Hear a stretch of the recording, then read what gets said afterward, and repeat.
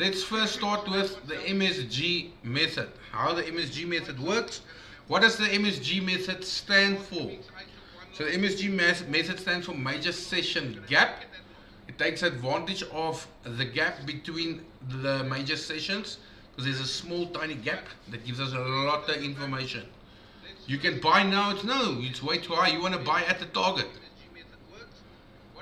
Remember, this is 150 pips. This is $1,500 on a one lot. $150 on a 0.10. Again, you could have entered, if you buy now, you're buying too high.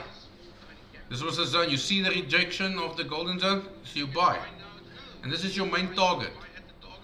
And then you can set stop loss to break even on your other entries. But anyway, major session gap is the MSG method, which is the 3 a.m. block. The block that forms from market open till 3 a.m.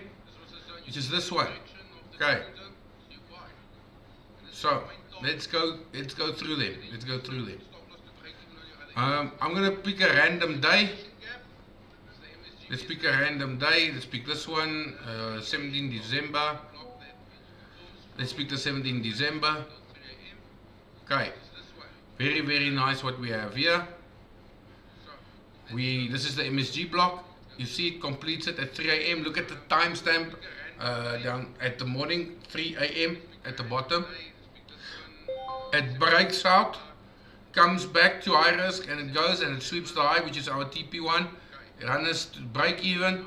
Alright, comes back to the block and again goes up. Quite eenvoudig, né?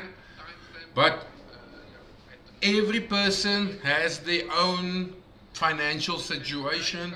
Every person has their own risk factors that come into place. A lot of people can only afford $50 to trade with. Other people can afford $500. Other people can afford a fucking $1 million. Alright? So here's what you need to figure out. There's three types of risk settings for the MSG method. You can either enter at high risk like I do. You can either wait for it to come to your medium risk entry, which is in the middle, or low risk, which is at the bottom.